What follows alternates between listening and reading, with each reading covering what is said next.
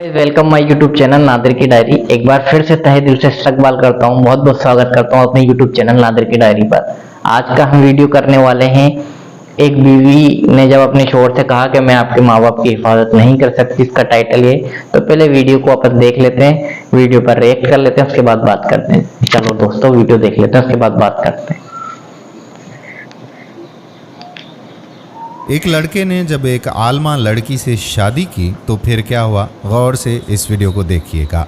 कहते हैं कि एक आदमी ने एक आलमा औरत से शादी कर ली। उसको बेगम ने कहा कि चूंकि मैं एक आलमा हूँ, इसी वजह से हम शरीयत के मुताबिक जिंदगी बसर करेंगे। वो आदमी इस बात से बहुत खुश हुआ कि चलो अच्छा हुआ कि बेगम की बरकत से घर की जिंदगी तो शरीयत के मुताबिक गुजरेगी। लेकिन कुछ दिनों के बाद बीवी ने उसको कहा कि देखो, हमने घर में शरीयत के मुताबिक जिंदगी गुजारने का अहद कर लिया था और शरीयत में बीवी पर ससुर और सास की खिदमत वाजिब नहीं है और शरीयत के मुताबिक खावंद ने बीवी के लिए अलहदा घर का बंदोबस्त भी करना है, लिहाजा मेरे लिए अलहदा घर ले लो। ये बात सुनी तो वो आदमी बड़ा परेशान हुआ कि अलहदा घर लेना तो मेरे लिए कोई मसला नहीं है, लेकिन मेरे बूढ़े वालिदैन का फिर क्या बनेगा। इस परेशानी को लेकर वो शहर में एक अपने मुफ्ती दोस्त के पास मदद के लिए पहुंचा कि मुफ्ती साहब कुछ मेरी मदद करो, मैं तो अब अपनी बीवी से फंस चुका हूँ। मुफ्ती ने कहा कि भाई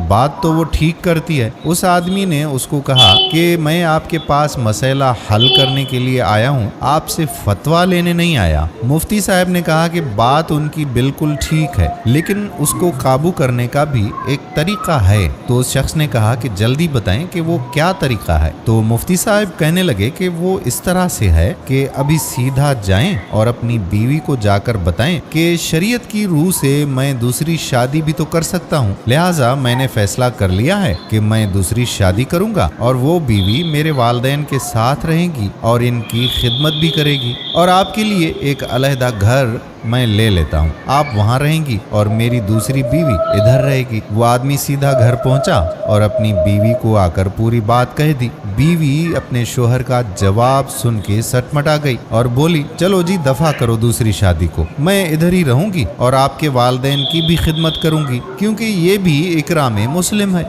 मेरे भाइयों और मेरी बहनों, ये बात याद रखो कि इस्लाम में अगर शोहर के वालिदैन की खिदमत बीवी के जिम्मेदारी में नहीं, लेकिन अगर बीवी सादत समझते हुए उनकी खिदमत सरंजाम देती रहे तो रब की तरफ से बीवी को इतना अजर सवाब और सिला मिलता है कि सारी जिंदगी उसकी संवर जाती है और आखिरत भी इंशाअल्लाह संवर जाएगी। अल्लाह पाक से दुआ है कि अल्लाह पाक हमारी तमाम बहनों को अपने शोहरों की और उनके वालिदैन का इज्जत और एहतराम करना नसीब फरमाए। आमीन सुम्मा आमीन या रब्बल आलमीन। तो बहरहाल दोस्तों, जब एक शख्स था तो उस शख्स ने एक आलिमा औरत से शादी की।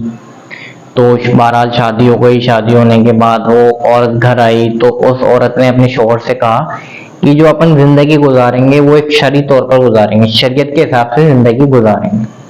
तो दोनों लोग बहुत खुश हुए कि चलो, शोहर ज्यादा खुश हुआ कि यार कितना अच्छी बात है, औरत आई है शरीयत से जिंदगी गुजारने की बोल रही है, घर में खुशहाली रहेगी, चैन रहेगा और घर में कितना सुकून रहेगा, जिंदगी अमन और आफियत से गुजरेगी। तो बहरहाल ये बातें हो गई और जिंदगी चलती रही। तो बीवी ने कहा कि अपन शरीयत से जिंदगी गुजारने की मैंने कहा है, तो मेरी ये बात सुन लीजिए आप।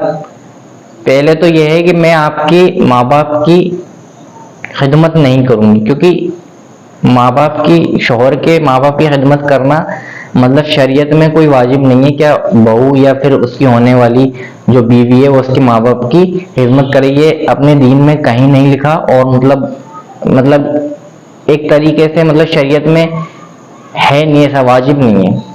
और दूसरी बात, मेरे को अलहदा घर लेके दोगे आप, मेरे रहने के लिए अलहदा घर, अलग से घर का इंतजाम करोगे, मैं वहां रहूंगी। अब शोहर बहुत परेशान है, यार ये क्या आफत आ गई, ये क्या अजाब आ गया यार। मैं तो सोच रहा था कि जिंदगी सुकून से गुजरेगी, चैन से गुजरेगी, अच्छे खासे ढंग से मोहब्बत प्यार से जिंदगी गुजारेंगे। तो वो परेशान हुआ और वो किसी मुफ्ती के पास गया। और उसने मुफ्ती साहब को पूरी बात तफसील से बताई कि ऐसे ऐसे फलाना मेरी बीवी ऐसे कह रही है कि वो मेरे माँ बाप की खिदमत नहीं करेगी, अलग से कर दो। तो मुफ्ती साहब ने कहा बात तो वो ठीक कह रही है, क्योंकि औरत के जिम्मे उसके सास ससुर की खिदमत करना वाजिब नहीं है शरीयत में, और दूसरा अलहदा घर लेने में भी कोई दिक्कत नहीं है, शरीयत इसकी इजाजत देती है। तो वो मुफ्ती साहब से कहा मैं आपसे फतवे लेने नहीं आया, मैं इसका सॉल्यूशन लेने आया हूँ, मुझे ये बताओ मैं इस जाल से कैसे निकलूं, हल बताओ इस चीज का। मुफ्ती साहब ने कहा इस चीज का एक हल है अपनी बीवी को काबू करने में, उससे जाके कहना कि मैं भी दूसरी शादी कर रहा हूँ, क्योंकि शरीयत में दूसरी शादी करने की भी इजाजत दी है।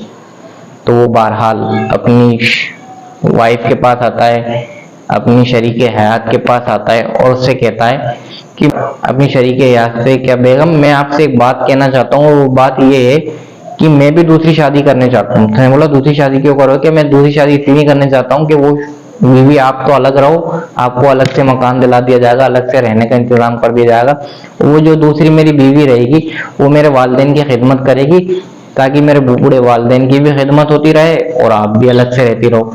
तो उसने कहा क्या ऐसा नहीं हो सकता, आप दूसरी शादी नहीं करोगे, चलो दूसरी शादी का ख्याल ही दिल से छोड़ दो और मैं भी ये ख्याल छोड़ती हूँ अलग रहने का, और मैं भी आपके वालिदैन की खिदमत करती रहूंगी और इसको इकराम मुस्लिम समझ के मैं आपके वालिदैन की खिदमत करूंगी और आप दूसरी शादी करना छोड़ दो। तो बहरहाल ये बताया गया है, अगर कोई बीवी, इस वीडियो में एक पैगाम दिया गया है, अगर कोई किसी की बीवी या कोई औरत अपने शौहर के वालिदैन की खिदमत नहीं करना चाहती है, अपने सास ससुर की खिदमत नहीं करना चाहती है, तो वो वाजिब नहीं है। लेकिन अगर वो अपने सास ससुर की खिदमत को अंजाम देगी, अपने सास ससुर की खिदमत करेगी या अपने शौहर के वालिदैन की खिदमत करेगी, तो अल्लाह पाक उसको बहुत ज़्यादा इनामात से नवाजेंगे। तो वीडियो को लाइक करें और चैनल को सब्सक्राइब करें। अगर आपको वीडियो लगी हो तो वीडियो को ज़्यादा से ज़्यादा शेयर करें। मिलते हैं फिर किसी नेक्स्ट वीडियो में, तब तक के लिए आपके लिए इजाज़त चाहता हूँ। आपका होस्ट नादिर अली। अस्सलाम वालेकुम।